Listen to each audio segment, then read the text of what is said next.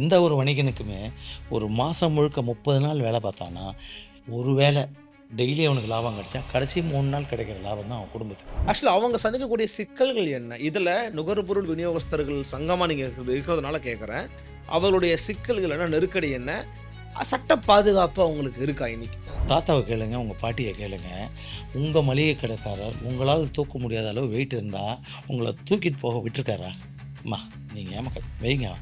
அப்புறமா மதியானமா லஞ்ச் நேரத்தில் அனுப்பிச்சிடுறேன். சாப்பிட்டுட்டு என் பையன் கொண்டு வந்து வீட்டில் கொடுப்பாமா? டோர் டெலிவரி கொடுக்குறது எனக்கு புதுசா? இல்ல. 10 நிமிஷத்தில் கொடுப்பேன். அவன் வந்து இப்போ டிவியில் விளம்பரம் கொடுத்து பொதுமக்களை ஏமாத்துறான். அந்த நிறுவனங்களுடைய பேலன்ஸ் ஷீட் கடந்த 3 வருஷத்தில் ஒருத்தன் கூட லாபம் பண்ணலை. நஷ்டம் எவ்வளோ தெரியுமா? 2000 கோடி, 5000 கோடி, 3000 கோடி. எவ்வளோ? என்ன சொல்றீங்க சார்? 2000 கோடி, 5000 கோடி, 3000 கோடி நஷ்டப்பதிவு இருக்கு. நஷ்டப்பதிவு. இந்த நாட்டுக்கு நஷ்டத்தை உருவாக்கியிருக்கார்கள். இந்த நாட்டுடைய இன்கம் டேக்ஸ் ரூல் படி, சட்டப்படி. அன்னை பர்னிச்சர்ஸ், அன்னை திருமண சீர்வரிசை பொருட்கள், டிவி, ஃபிரிட்ஜ், வாஷிங் மெஷின் உள்ளிட்ட 200க்கும் மேற்பட்ட பொருட்கள் அடங்கிய திருமண சீர்வரிசை ரூபாய் 99,000 மட்டுமே. தமிழகம் முழுவதும் இலவச டோர் டெலிவரி. தொடர்புக்கு 7550014440 9345044044. நிம்மதி ப்ராப்பர்ட்டி மேனேஜ்மெண்ட். கான்டாக்ட் 7667008999.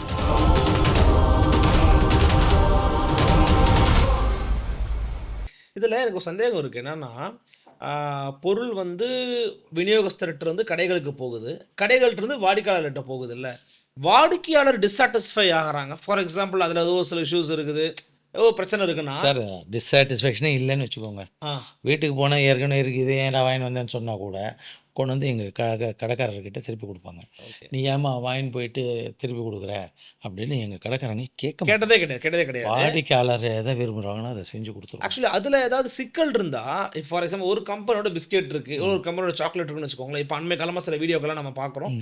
எப்பயாச்சும் எங்கேயாச்சும் நடக்கும், அதில் ஒரு டேமேஜ் இருக்குது, ஒரு தவறான விஷயம் இருக்குது, எக்ஸ்பைரி ஆன பொருளாக கூட இருக்கலாம், கடைக்காரர் தெரியாமல் கூட கொடுத்துருக்கலாம். அதை வந்து எப்படி சார் டீல் பண்ணுங்க? அதில் தான் ஒன்றுமே இல்லை. அதுதான் விநியோகஸ்தர்கள் தான் தூணாட்டு பாதுகாக்கிறோமே கடைக்காரங்களை. அவங்க கடைக்கு ரிட்டர்ன் பண்ணால் கடைக்காரங்க நாங்கள் வாரம் அந்த கடைக்கு போவோம். எங்களுக்கும் கடைக்காரருக்கு உறவு வந்து திங்கக்கிழமை ஒரு கடைக்கு போகிறோன்னு வச்சுக்கோங்க, ஒரு அண்ணாச்சி கடைக்கு போகிறோன்னா அவருக்கு 10,000 ரூபாய்க்கு பில் பண்ணுவோம். நான் அந்த 10,000 ரூபா அநேகமாக வந்து அவர் வெறும் கையெழுத்து போட்டு தான் தருவார். பாண்ட் பேப்பர் வாங்கி எல்லாம் கடன் கொடுக்குறது இல்லை, வந்து போஸ்டேட் செக்கை கொடுத்து பண்ணுறது இல்லை. புரியுது. கையெழுத்து போட்டு தான் நம்பிக்கையில் வருவோம். அவங்களும் நம்பிக்கையில் தான் வாங்குவாங்க, அவங்களும் வாங்குவாங்க. ஆக்சுவலி அவங்க சந்திக்கக்கூடிய சிக்கல்கள் என்ன? இதில் நுகர்பொருள் விநியோகஸ்தர்கள் சங்கமாக நீங்கள் இருக்கிறதுனால கேட்குறேன். அவர்களுடைய சிக்கல்கள் என்ன? நெருக்கடி என்ன? சட்ட பாதுகாப்பு அவங்களுக்கு இருக்கா இன்னைக்கு? இந்தியாவில் வணிகர்களுக்கு, நுகர்பொருள் வணிகர்களுக்கு சட்ட பாதுகாப்பே இல்லை அப்படிங்கிறது உண்மை. அதை பற்றி பேசினா நம்ம ஒரு ஃபுல் எபிசோட் பேச வேண்டிய நிலைமைக்கு தள்ளப்படுவோம். வந்து சட்ட பாதுகாப்பு இல்லை, மாநில அளவுலையும் இல்லை, மத்திய அளவுலையும் இல்லை, 75 வருடமாக இல்லை. ஷாப் ஆக்ட் அப்படிலாம் இருக்குது. அதெல்லாம் வந்து என்ன சொல்கிறது, நிதர்சனத்துக்கு ஒவ்வாத ஆக்ட் தான். அதில் பல குப்பை தொட்டியில் ஆங்கிலேயர்கள் காலத்து சட்டத்திட்டங்கள் வந்து அந்த சட்டப்படி எல்லாம் வந்து கடையை நடத்த முடியாது. அந்த சட்டத்துப்படி பார்த்திங்கன்னா ஒரு கடைக்கு முன்னாடி மக்கள் வந்து உட்காந்துறதுக்கு சேர் போட்டிருக்கணும்னுவாங்க. கடையில் கரப்பு இருக்கக்கூடாது, எலி இருக்கக்கூடாதுன்னுவாங்க. இன்றைக்கி சாக்கடை இல்லாமல் கடை கிடையாது. முன்னாடி வந்து அப்புறம் எலி வராமல் எப்படி இருக்கும்? எலியை நாங்களா கடைக்காரங்களை கொண்டு வந்து உள்ளே விட்றோம்? கிடையாது. அதனால் அந்த இன்றைக்கி ப்ராக்டிக்கலுக்கு ஒவ்வாத சட்டங்கள் இருக்குது. அது எல்லாத்தையும் மத்திய அரசாங்கம் தூக்கி எறியணும். அதில் சிலதெல்லாம் வந்து மாநில அரசாங்க அதிகாரத்துக்கு உட்பட்டது, அவங்களும் தூக்கி எறிஞ்சு நம்மளுடைய பிரதம மந்திரி வோக்கல் ஃபார் லோக்கல்னு ஒரு தத்துவத்தை சொல்கிறாரு. முழுமையான உண்மை, ஏற்க வேண்டியது எல்லாம். ஆனால் அந்த வோக்கல் ஃபார் லோக்கல்ங்கிற கான்செப்ட் எங்களை பாதுகாக்காமல் வெற்றி அடையாது. இல்லை, எங்கெல்லாம் எனக்கு வந்து ஒரு உதாரணம் வேணும்ல. எனக்கு இந்த இடத்துல ஒரு சிக்கலை என்னுடைய விநியோகஸ்தர் சந்திக்கிறாரு சார், அந்த இடத்துல பாதுகாப்பு இல்லை சார்னு ஒரு உதாரணத்தோட சொன்னீங்கன்னா இன்னும் கொஞ்சம் எளிமையாக மக்களுக்கு புரியும். சொன்னேன்ல, எலி வரக்கூடாது அப்படின்னு. எலி கடித்த பொருளை நீ வச்சுருக்க, டேமேஜ் பொருளை நீ வச்சுருக்க, நான் என்ன பண்ணுவேன்? வச்சு தான் ஆகணும், தூக்கி போட முடியும். பணம் கொடுத்து வாங்கினது ஒரு நான் சொல்கிறது ஒரு விநியோகத்தில் குவிஞ்சிருக்கும். ஆனால் ஒரு கடைக்காரர் அவர் 1,00,000 பொருள் டீல் பண்ணுறாருல, அதில் அட்லீஸ்ட் 100 பொருள் டேமேஜ் அவர் எங்கே வைப்பார்? அதுக்கு ஒரு குடோனை எடுக்க முடியும். ம்.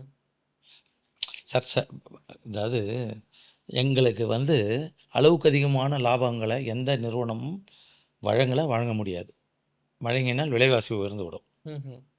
ஏன்னா எங்கள் பொருள் எல்லாமே குறிப்பு விலை உள்ள பொருள். குறிப்பு விலைன்னு ஆங்கிலத்தில் சொன்னால் மேக்ஸிமம் ரீட்டைல் ப்ரைஸ். அது இல்லாமல் எங்கள் பொருளே கிடையாது. சரியா? ஓகே. ஸோ இந்த குறிப்பு விலையிலேருந்து ஒரு கடைக்காரருக்கு ம். 15லேருந்து 20% தான் ஒரு தயாரிப்பாளர் வழங்குறாங்க அதிகபட்சம். இதுக்கு இந்தியாவில் இவ்வளோ வழங்கணும் அப்படின்னு ஒரு சட்டம் ஃபஸ்ட்டு கிடையாது. அப்ப எப்படி தான் ஆனால் மெடிக்கலில் இருக்குது. ஃபார்மாட்சிகள்ல இருக்கு. Pharmaceutical is fully organised protected sector. Okay. ஏன்னா அது மருந்துனால கவர்மெண்ட்டுக்கு கெட்ட பேர் வந்துடும் அதில் எது நடந்தாலும். ம்ஹ்ம். இது அப்படி இல்லை. ஆனா இன்னைக்கு பார்க்கும்போது உங்கள்ட்ட வந்து எல்லாரும் எளிமையா வாங்குறதுக்கு Zepto வந்திருக்குது, Blinkit வந்திருக்கு. அஃப்கோர்ஸ் நம்ம பேர் கூட அதுதான் நம்ம சொன்னேன். இது பண்ணிக்கலாம். ஆனா இவ்வளவு நிறுவனங்கள், உணவு வழங்கக்கூடிய நிறுவனங்களே பொருளை வழங்கிட்டு போய் மக்கள்கிட்ட கொடுக்குறாங்க. அப்ப அது உங்களுக்கு லாபம் தானே வரணும். அடுத்தடுத்து உங்களுக்கு பாதுகாப்பு தானே அதிகமாகி இருக்கணும். உங்கள் கேள்வி நியாயமான நல்ல கேள்வி. ம். ஆனால் உண்மை மாறுபட்ட செய்தியை சொல்லும் உங்களுக்கு. தலைகீழா இருக்கு அப்ப. தலைகீழாக இருக்குது. ஓ.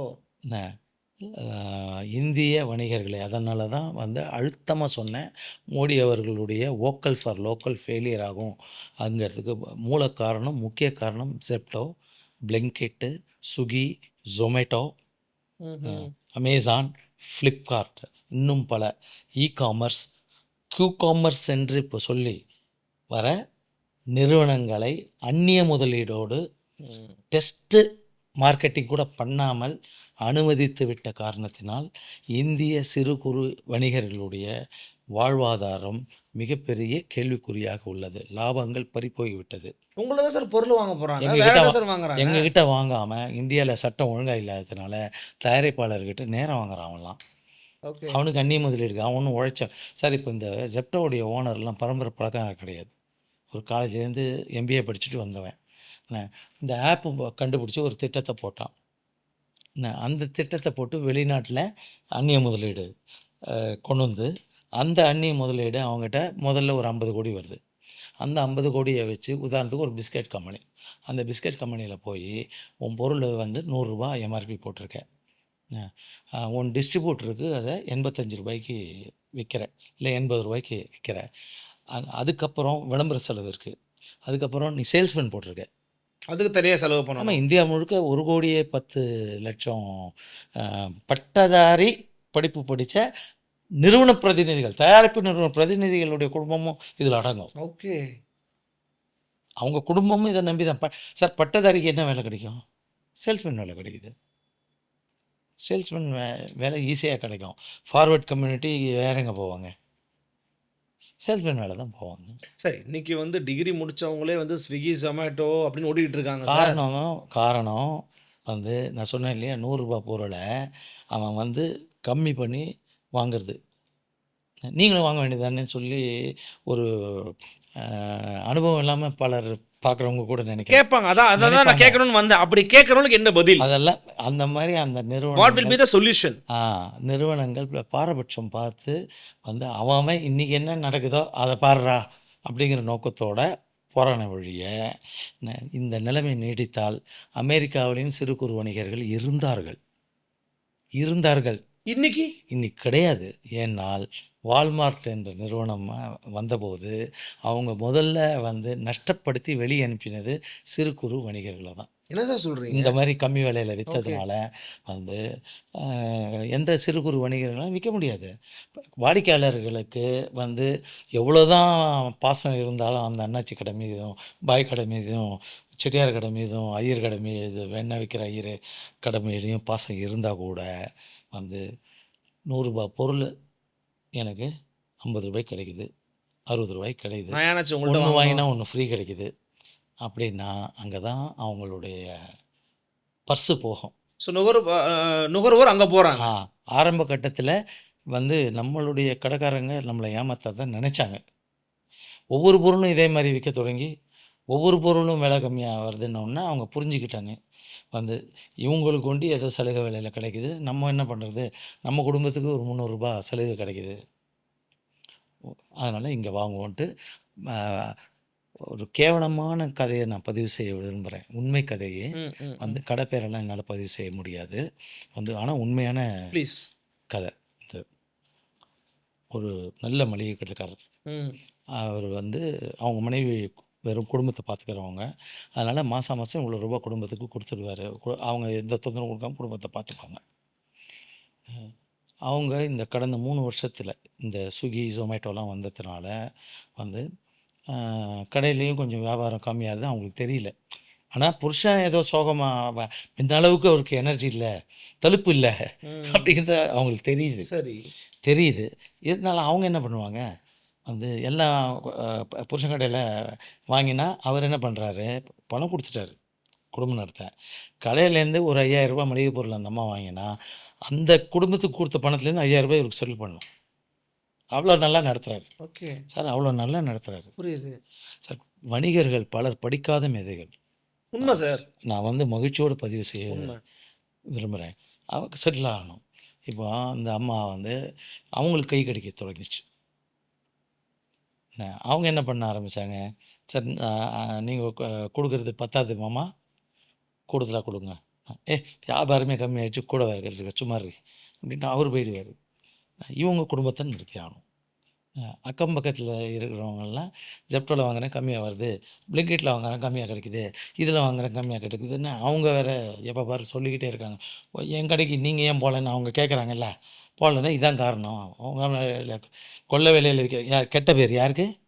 கடைக்காரங்களுக்கு கெட்ட பேர். கடைக்காரனுக்கு கெட்ட பேர் உருவாக்கி வச்சுருக்கு இந்த அரசாங்கம். உங்களுக்கு கெட்ட பேர். அது சொல்ல சொல்ல இந்த அம்மாவும் பட்ஜெட்டு புருஷங்காரையும் இன்க்ரீஸ் பண்ண முடியல. ஆனால் குடும்பத்தை அந்த அம்மாவும் குடும்பத்தை அரசி சமாளிச்சாகணும். அவங்க என்ன பண்ண ஆரம்பித்தாங்க, கடையில் வாங்குறத விட்டுட்டு ஜெப்டோ, பிளிங்கிட்டில் வாங்க தொடங்கிட்டாங்க. மளிகை கடைக்கார பொண்டாட்டி இவருக்கு 2 மாதம் கழிச்சு இவர் முடிச்சுக்கிட்டாரு. ஏண்டி நம்ம குடும்ப ஆர்டர் கூட வர மாட்டேங்குது என்னாடின்னு கேட்டால், ஓகே. அவங்க வந்து நீங்கள் வந்து வாங்கின விலைக்கு கொடுக்குறீங்க, ரூ. 100 பொருளை நீங்கள் ரூ. 85 உங்களுக்கு கிடைக்கிற விலைக்கு கொடுக்குறீங்க, அதே பொருளை ரூ. 60 அவன் கொடுக்குறான், நீங்கள் நான் அதிகமாக கேட்டாலும் கொடுக்க மாட்டேன்றீங்க, அதனால் நான் அங்கே வாங்குகிறேன் அப்படின்னு போது தான் அவருக்கு ரத்தம் வராத வலி தெரிஞ்சுது. இது மாதிரி பல கதைகள் உண்டு. வந்து வலி தெரிஞ்சது. நீங்கள் யோசிச்சு பாருங்கள், என்னுடைய தூக்கில் தொங்கலாம் ஒரு கடைக்காரன் தோன்ற அளவுக்கு கையாலாகாத நிலைமைக்கு அரசாங்கத்துடைய திட்டங்கள் கொண்டு போய் விட்டுடுச்சு. இதில் கவர்மெண்ட்டால் என்ன மாதிரியான ரோலை ப்ளே பண்ண முடியும் சார்? ஃபார் எக்ஸாம்பிள் இன்றைக்கி நிறைய உங்களை போன்ற பெரியவங்க எல்லாரும் சொல்கிறதுனா, இன்றைக்கி நம்ம பேர் சொல்லலாமான்னு தெரியல, டிமார்ட் போன்ற பெரிய கடைகள் வந்த பிறகு அதை நோக்கி மக்கள் அலையலையாக போகிறாங்க சார். பல ஏமாற்று விற்பனை திட்டங்களையும் வழிமுறைகளையும் கையாள்கிறார்கள். எப்படி? அதுதான். ஆனால் சட்டப்படி அது வந்து ஏமாற்று வேலை இல்லை, குற்றம் இல்லை, அதனால செய்கிறாங்க. ஏதோ ஒரு பாப்புலர் தேங்காய் எண்ணெய் வச்சுக்கலாம் உதாரணத்துக்கு, வந்து அதோடைய விற்பனை விலை இந்தியா முழுக்க ரூ. 10 தான் இருக்கும். சரி. ரூ. 10 தான் இருக்கும் இந்தியா முழுக்க. நான் சொல்கிறது விற்பனை விலைன்னா அதிகபட்ச குறிப்பு எம்ஆர்பி. இந்த டிமார்ட் வந்து இந்தியா முழுக்க கடை திறந்து வச்சுருக்காங்க, பல கோடி ரூபாய் பிஸ்னஸ் பண்ணுறாங்க. அவங்க அந்த தயாரிப்பாளர்கிட்ட சந்தித்து இந்த பொருளை ரூ. 10 பதிலாக எனக்கு ரூ. 12 எம்ஆர்பி போட்டுதா, ரூ. 13 எம்ஆர்பி போட்டுதா, ரூ. 15 எம்ஆர்பி போட்டுதா அப்படின்னு அந்த பொருளை சேம் குவான்டிட்டி, அதே குவான்டிட்டி, ஓகே, இல்லைன்னா குவான்டிட்டியை கம்மி பண்ணி எனக்கு போட்டுதா, ஓகே, குவான்டிட்டியை கம்மி பண்ணி விலையை போட்டுதா, சரி அன்னு சொல்லி அவங்களோட வந்து என்ன பண்ணுறாங்க, கஸ்டமருக்கு 30% ஆஃபர் ஆனோம் எனி ப்ராடக்ட் டுடேன்னு போடுவான், எவ்ரிடே போடுவான், ஆனால் டுடேன்னுவான். ஓகே. அப்போ அங்கே போன உடனே இவ்வளோ கம்மியா அப்படின்னு மயங்கிடுறாங்க, மயங்கிடுவாங்க. எதப்பா அதை இதை வச்சுருப்போம் அதை வச்சுருப்போம் சுற்றிட்டு வந்த உடனே நீ மறந்து போனால் வாங்க வேண்டிய ஐட்டம் ஏதாவது இருக்கான்னு பேமெண்ட் பண்ணுற இடத்துல கவுண்டரில் வச்சுருப்பான். ஓகே. நான் உன் வீட்டுக்கு டெலிவரி கொடு, நீ ஏன் தூக்கிட்டு போகிறேன்னுவான். இதெல்லாம் பொதுமக்கள் வாடிக்கையாளர்கள் ஏதோ புதிய தத்துவம் போல் நினச்சிக்கிட்டு ஏமாந்துடுறாங்க. ஏமாந்துட்டு இருக்காங்கன்றீங்களா? ஆமாம் சார். நீங்கள் நல்லா உங்கள் தாத்தாவை கேளுங்க, உங்கள் பாட்டியை கேளுங்க.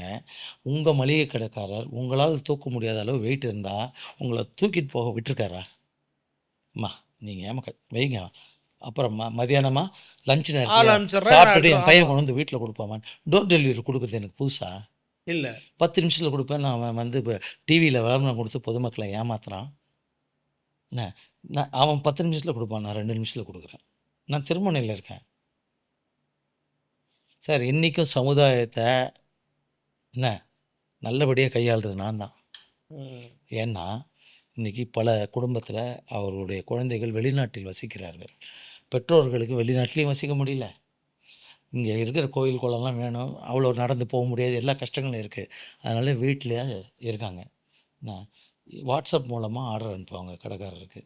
என்ன கடைக்காரர் தன்னுடைய கடை முடிஞ்ச அப்புறம் அந்த வயசானவங்க முதியோர்கள் இருக்கிற வீட்டுக்கு தேவையான பொருளை எடுத்துக்கிட்டு வீட்டுக்கு போயிட்டு காலையில் முதல்ல போய் அவங்க வீட்டு கதவை தட்டி அந்த பொருளை அவங்களுக்கு கொடுத்துட்டு அப்புறம் தான் வந்து கடையை திறப்பார். ஓகே. இல்லைன்னா ரொம்ப எமர்ஜென்சின்னு ஏதாவது சொன்னாங்கன்னா கொண்டு போய் கொடுத்துட்டு கொடுத்துட்டு அப்புறம் வர்றாரு. வருவார். 2 நிமிஷத்தில் சப்ளை கொடுக்குற எங்களை போய் ஃப்ராடுத்தனமாக வெளிநாட்டு அந்நிய பணத்தை மூலதனமாக வச்சுக்கிட்டு ஒவ்வொரு டிவிலையும் வந்து தமன்னா வருவாங்க, ஷாருக் கான் வருவார், கனா பண்ணான்னு 10 நிமிஷம் டெலிவரி 10 நிமிஷம் டெலிவரின்னு சொல்லி ஏமாற்றி நாங்கள் உருவாக்கிய 10 லட்சம் கோடி வணிகத்தை தான் அபகரித்திருக்கிறார்களே ஒழிய அவர்கள் வந்து 10 லட்சம் கோடி நாங்கள் உருவாக்கிய வணிகத்தை 12 லட்சம் கோடியாக உயர்த்தவில்லை. ஸோ இங்க வந்து எக்கனாமி வந்து கிரியேட் ஆகல. ஆக்சுவலி வந்து கண்டிப்பாக மாறி இருக்கு. Yes, okay. அதுதான் உண்மை. என்ன அவன் வந்து வெளிநாட்டு பணத்தில் அதான் சொன்னேன் இல்லையா, இந்த ஜெப்டோ ஓனர்லாம் சராசரி குடும்பம் ஃப்ளாட்டில் இருந்தான், சாதாரண குடும்பம். இதை யூஸ் பண்ணி அந்நிய பணம் 1000 கோடி வந்து என்ன பண்ணுவான்? முதல்ல எடுத்த உடனே ஒரு 3 கோடிக்கு ஃப்ளாட் வாங்குவோம். பெருசாக துட்டு மதிப்பாக ஊரம்பானம் தானே வாங்குவோம். இங்கே நாங்கள் பறி போயின்னு இருக்கு. இல்ல அதுக்கு என்ன அரசு பண்ண முடியும்? ஃபார் எக்ஸாம்பிள் நீங்க சொல்ற மாதிரி சார், சட்டங்கள் சட்ட ரீதியா தவறு ஒருத்தர் பண்ணலன்னு நீங்களே சொல்லும்போது அரசு என்ன பண்ண முடியும்னு கேட்கறதுக்கு முன்னாடி உங்களுக்கே பாதிப்பு வருங்கிறத நீங்கள் புரிஞ்சுக்கோங்க சார். இந்த நாட்டுடைய முதுகெலும்புன்னு சொன்னேன் இல்லையா, எஸ். உங்களுக்கே பாதிப்பு வரும். நாங்கள் கடையை வெறும் ஜெப்டோ தான் இருக்குதுன்னு வச்சுக்கலாம். டெலிகாம் எடுத்துக்கோங்க. இன்றைக்கி டெலிகாமில் எத்தனை கம்பெனி இருக்குது? 2 கம்பெனி. 2 கம்பெனி பேசி வச்சுட்டு விலையை உயர்த்தினா நீங்கள் என்ன பண்ண போகிறீங்க? ஒன்றும் பண்ண முடியாது. மோனோபோலியா இல்லை டியோபோலியா மாறப்போகுது, நாளைக்கு பாலிகாமே மாறப்போகுது. ஒன்றும் பண்ண முடியாதுல்ல. Yes. பொதுமக்களால் என்ன பண்ண முடியும்? இனிமேல் டெலிகாம் இன்டர்நெட் இல்லாமல் உங்களால் வாழ முடியுமா? ஃபோன் இல்லாமல் வாழ முடியுமா? கட்டாயம் இல்லை.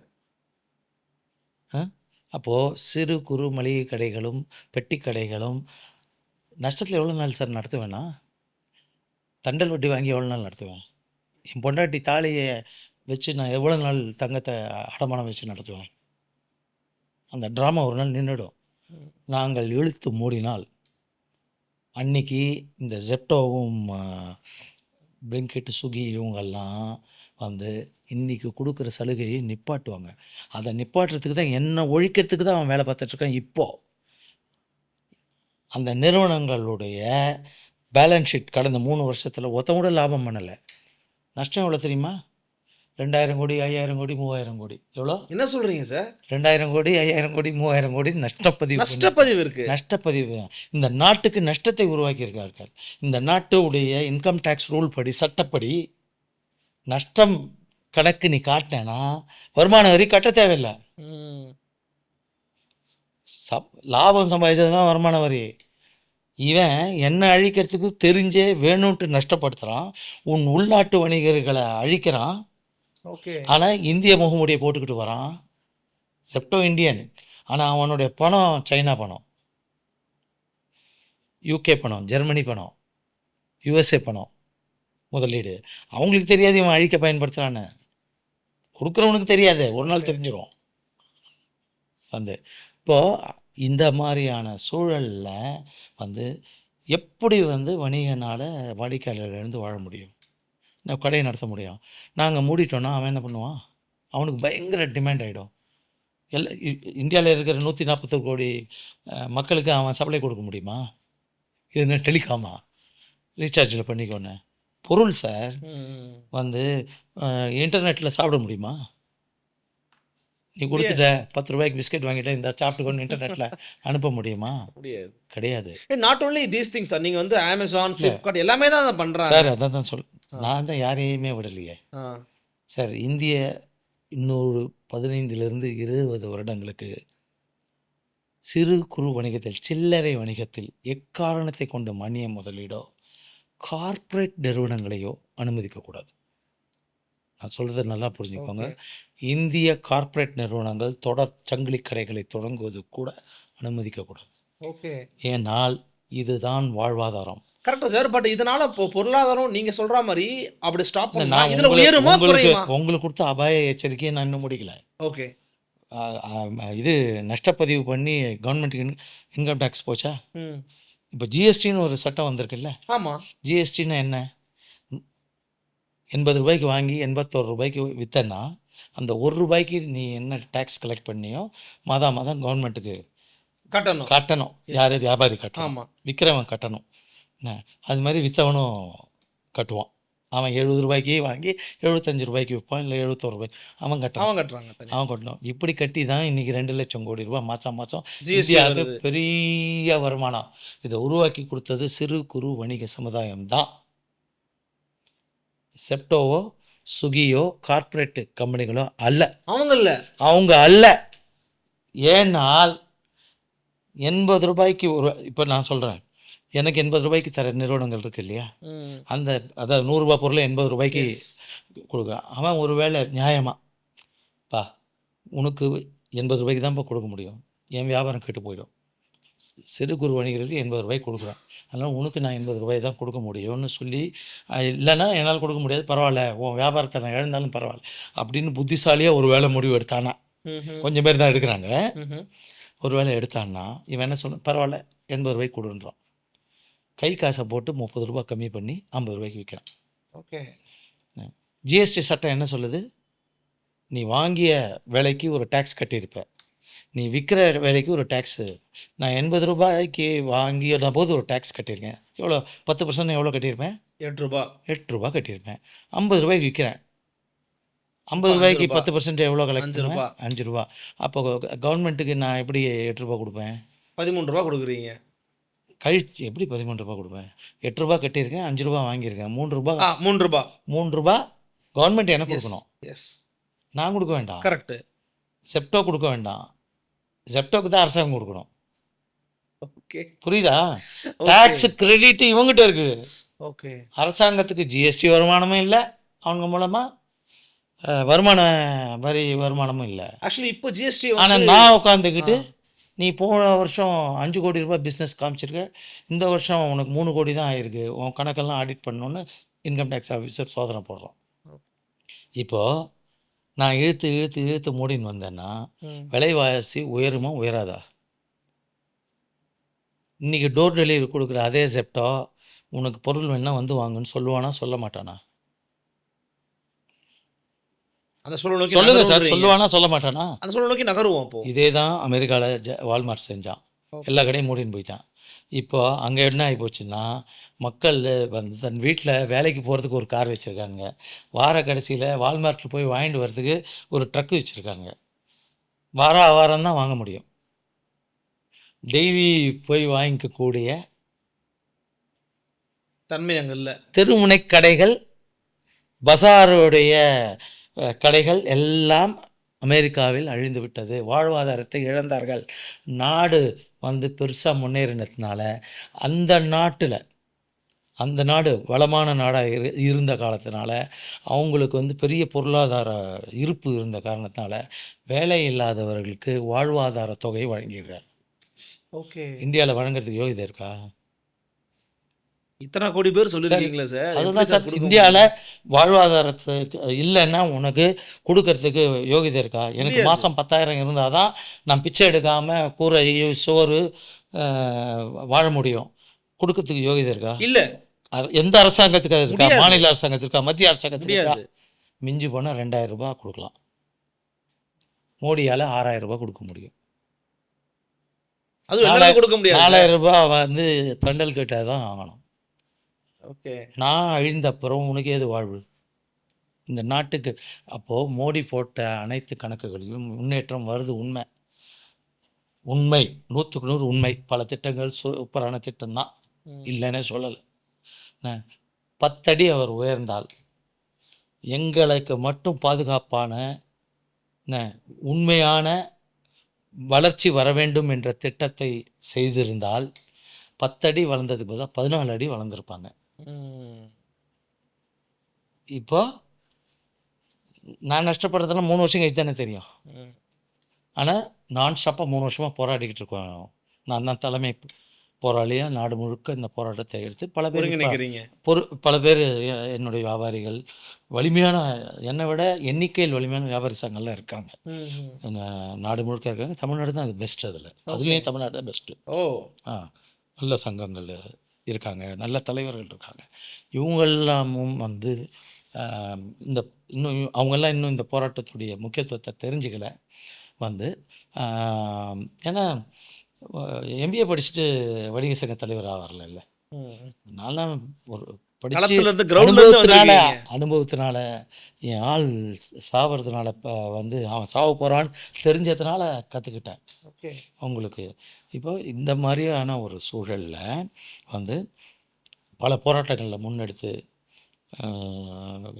கார்ப்பரேட் மினிஸ்டர் பியூஷ் கோயலை பார்த்து, ஃபைனான்ஸ் மினிஸ்டர் நிர்மலா அம்மாவை பார்த்து, மோடி அவர்களுக்கு பல சான்றோட கடிதங்கள் போட்டு, இந்தியாவில் காம்படிஷன் கமிஷன் ஆஃப் இந்தியான்னு ஒன்று டெல்லியில் ஒரு அமைப்பு இருக்குது. ஓகே. அப்படின்னா என்ன காம்படிஷன் அர்த்தம்? Commission of commission India. அது அப்படின்னா தமிழ் வல்லுநராக நீங்கள் அர்த்தம் சொல்லுங்கள். காம்படிஷன் கமிஷன்னா போட்டி ஆணையம், போட்டி ஆணையம்னு சொல்லலாம். தேசிய போட்டி தேசிய போட்டி நிர்ணய ஆணையம். ஆணையம். ஆமா. நான் இப்போ சொன்னது உண்மையான போட்டியான்னு சொல்லுங்கள். எங்க மலைக்கு மடுவுக்குமா இருக்கே சார். குறிப்பு விலை இந்தியாவில் 100 ரூபான்னு போட்ட பொருளை 50 ரூபாய்க்கு விற்கிறான். என்னை அழிக்க. இது போட்டியா? இது வணிக போட்டியா? இதில் என்ன டெக்னாலஜி வேண்டி கிடக்கு? மைக்ரோசாஃப்ட் பணக்காரன் ஆனான்னா டெக்னாலஜி கொண்டு வந்தான், ம். கணினியை கொண்டு வந்தான், கணினிக்கு சாஃப்ட்வேர் கொண்டு வந்தான். அதில் உண்மையிலேயே டெக் இருக்குது. அந்த காலகட்டத்தில் கம்ப்யூட்டர் வந்தால் நமக்கெல்லாம் வேலை போயிடும்னு கம்யூனிஸ்ட் வந்து தெரியாமல் போராடினாங்க. நீ கம்யூனிஸ்ட் ஆஃபீஸில் கம்ப்யூட்டர் இருக்கே, ஏன் இருக்குது? தப்பு ஒன்றும் இல்லை. அன்றைக்கி நம்மளுடைய பல எக்ஸ்போஷர் என்ன ஞான ம். பற்றாக்குறை எல்லாம் காரணம். ஆனால் இன்றைக்கி புரிஞ்சுக்கிட்டு இருக்கிறாங்க. இந்த ஜெப்டோ ஸ்விக்கி எல்லாம் என்ன டெக்னாலஜி கொண்டு வந்தான்? ஓலா பயன்படுத்தின ஆப்பை அவன் பயன்படுத்துகிறான். பரிமாற்றம் பண்றான். இவ்வளோதான், வேறு ஒன்றும் பண்ணிக்கல. நீங்கள் ஏன் அந்த டெக்னாலஜியை யூஸ் பண்ணக்கூடாதுன்னு எங்களை கேட்பாங்க. பார்க்குற மக்களோ கமெண்ட்ல இப்ப இல்லை கேட்பாங்க. தன்னை புத்திசாலி நினைச்சுன்னு குறுக்கு கேள்வி கேட்கணும்னு நினைக்கிற லாயர் மனோபாவம் உள்ளவர்கள் ம், ம். எங்களை நீ டெக்னாலஜி கொண்டு வா தானே, நீ வந்து படிக்காதவனாகவே இருப்ப, டெக்னாலஜி வந்து ஒருத்தன் செஞ்சால் அதை எதிர்ப்பியா ம். அப்படின்னு கேட்பாங்க. நான் டெக்னாலஜியெல்லாம் கொண்டு வந்துடுவேன், எனக்கு கஷ்டமே இல்லை. நான் இந்தியா கொண்டு வந்த, மோடி கொண்டு வந்த டெக்னாலஜியை நான் உயிரோட்டம் கொடுக்கலன்னா அந்த டெக்னாலஜி ஃபெயிலியர் ஆகிருக்கும். டெக்னாலஜி மிகப்பெரிய ஃபெயிலியர் ஆகிருக்கும். என்ன நீங்கள் என்ன மோடி டெக்னாலஜியை சக்ஸஸ் பண்ண வணிக சமுதாயம் அப்படின்னு பலர் கேட்பீங்க. கடையில் போய் QR கோட் பண்ணுறீங்கல்ல, யூபிஐ, பேடிஎம், இன்றைக்கி தானே யூபிஐயில் கூகுள் பே, ஃபோன்பே, ருபி பே, அந்த பே, இந்த பேன்னு எல்லா பேயும் வந்திருக்கு. முதல்ல பேடிஎம் வந்தது இல்லை. ம். அதை வந்து இன்றைக்கி வேர்ல்டு முழுக்க சக்ஸஸ் ஆகி காமிச்சது யாருன்னு நினச்சிட்டுருக்கீங்க? ஜெப்டோவா, ரிலையன்ஸா, இதுவா, பிர்லாவா, டாட்டாவா? சிறு குறு எண் வணிகர்கள். டீ கடைக்கார இன்றைக்கி வாங்குற காசு, பூக்கார அம்மா ம். படிப்பறிவு இல்லாமல் குறைவானவங்க. பூக்கார பாட்டி கோயில் வாசலில் நின்று ஜிபே வச்சுட்டுருக்காங்க.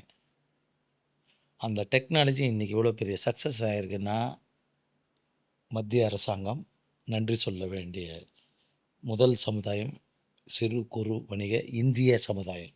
அது ஒரு கார்ப்பரேட்டோ அல்லது பன்னாட்டு நிறுவனமோ அல்ல. உண்மையா இல்லையா? கட்டாயம் 100% உண்மை சார். ஸோ டெக்னாலஜியை நான் அடாப்ட் பண்ணால் அதை தற்குறியா? அடாப்ட் பண்ணுறேன்.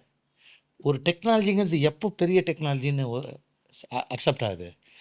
படிக்காத பாமரன் எந்த டெக்னாலஜியை தழுவுகிறானோ எஸ். அன்னைக்கு தான் அதை டெக்னாலஜி சக்ஸஸ்ஃபுல் டெக்னாலஜின்னு சொல்லணும். வெறும் ராக்கெட் ஓடுறதுக்கு வந்து 1,00,000 பேருக்கு அறிவு வராது. ஒரு 100 சயின்டிஸ்ட்டுக்கு தான் வரும். அந்த டெக்னாலஜியை கொண்டு வந்திருக்காங்க. கொண்டு வந்து பட் இன்னைக்கு ஜென்சி இளைய தலைமுறை ரொம்ப நவீனமாக சிந்திக்கக்கூடிய மக்கள் மத்தியில ம். அவங்களுக்கு எல்லாமே கையடக்கம் சார். செல்போன்ல தான் அவன் எல்லா வாழ்க்கையே சார், வாழ்றான்னும் போது சார் நல்லா செய்யட்டும் சார். ஆ, தப்பு ஒன்றுமே இல்லை.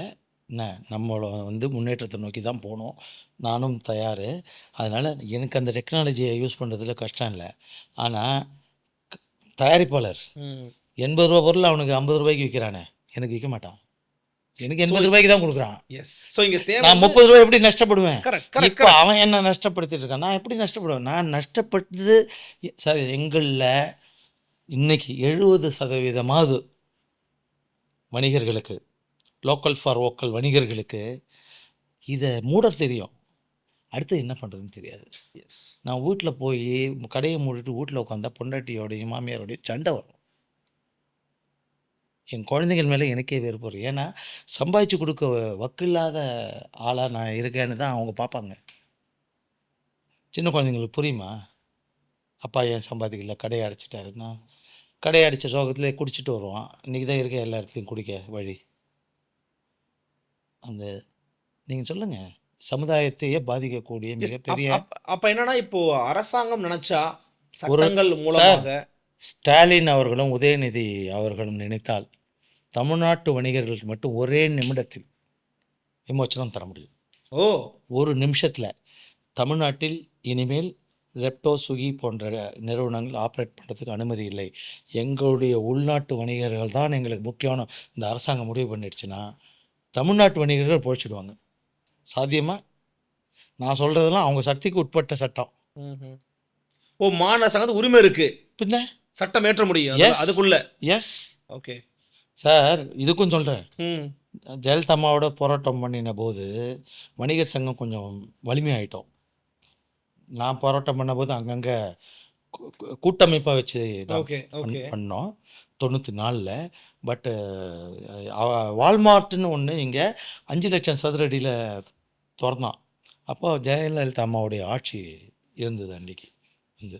அப்போ வணிக சங்கம் நாங்கள் எல்லாம் சேர்ந்து இன்னைக்கு வந்து கடை திறப்பு விழா ஓகே. ஏற்பாடு பண்ணி அவன் இருக்கான். சரி. நாங்கள் அத்தனை பேரும் போய் போராட்டம் பண்ணோம். ம்ஹும். அங்கே நின்று திறப்பு விழா நடக்க விடாமல் போராட்டம் பண்ணதுனால ம். எங்ககிட்ட இருக்கிறது என்ன இருக்குது? எண்ணிக்கை வலிமை தான். அந்த எண்ணிக்கை பலத்தை அங்கே பிரயோகம் பண்ணோம். அரசாங்கத்துக்கு காதில் எட்டி இது காரணத்தை கேட்டாங்க, விஷயத்த சொன்னோம். அந்த அம்மா ஒரே நிமிஷத்தில் என்ன எந்த மாநிலத்தில் வேணாலும் வால்மார்ட்டு அனுமதிக்கப்படலாம், தமிழ்நாட்டில் அனுமதிக்கப்படாது, எனக்கு என் வணிக சமுதாயம் முக்கியம் அப்படின்னு ஒரு நிமிஷத்தில் முடிச்சிட்டாங்க. அந்த வல்லமை இன்றைய முதலமைச்சருக்கும் இருக்குது, அவருக்கும் துணை உண்டு. முதலமைச்சருக்கும் இருக்குது. அவங்களுக்கு சரியான முறையில் இன்னும் இந்த செய்தி போய் சேரல. கட்டாயமா நம்ம அட்லீஸ்ட்டு ம். எலெக்ஷன் வருது, இப்போ செஞ்சு கொடுத்தா கூட நன்மைதான். அவங்களுக்கு எங்கள் ஓட்டு விழுந்துடும். ரொம்ப ஒரு முக்கியமான டிஸ்கஷனை பண்ணியிருக்கோம் sir. At the same time இதை அரசாங்கத்துக்கும் கொண்டு போய் சேர்க்கணும். இதில் இருக்கக்கூடிய நுகர்பொருள் விநியோகஸ்தர்களுக்கு என்னென்ன வழிகள் இருக்குது, எப்படியான ஒரு வேதனை அனுபவிச்சுக்கிட்டு இருக்காங்க, மக்களோட எவ்வளோ கனெக்டிவிட்டியோடு இருக்கிறாங்க அப்படிங்கிறத குறித்து பேசியிருக்கிறோம். தொடர்ச்சி நம்ம பல விஷயங்களை பேச போகிறோம் அடுத்தடுத்த எபிசோட்ஸ்லையும். இது ஒரு பெரிய கடல் சார். எஸ். இப்போ தான் ஒரு சிறு துளியை வந்து நம்ம துவங்கி இருக்கிறோம் சார். அஃப்கோர்ஸ் நீங்கள் வந்து நம்மளுடைய டச் பண்ணிட்டீங்க தலைப்பை. திரைக்கடல் ஓடியும் திரவியம் தேடுன்னு ஔவையார் சொன்ன மாதிரி இன்றைய முதல் டாப்பிக்கை நம்ம ஔவையார் அவர்களுக்கு பொருளாதாரம் தெரிஞ்சிருக்கு, எஸ் இன்றைய ஆட்சியாளர்களுக்கு கம்மியாக தெரிஞ்சிருக்கு. பார்ப்போம். கட்டாயமாக அவங்க கொண்டு போய் சேர்த்துருக்குறோம். எங்களுக்காக உங்களுடைய வருகனையும் கருத்து அளித்தமைக்கு மிக்க நன்றி சார். நன்றி. மற்றும் ஒரு சிறப்பு நேர்காணலில் மற்றும் ஒரு சிறப்பு தலைப்பில் இன்னொரு சிறப்பு விருந்தினர் சந்திக்கிறேன். நன்றி. வணக்கம்.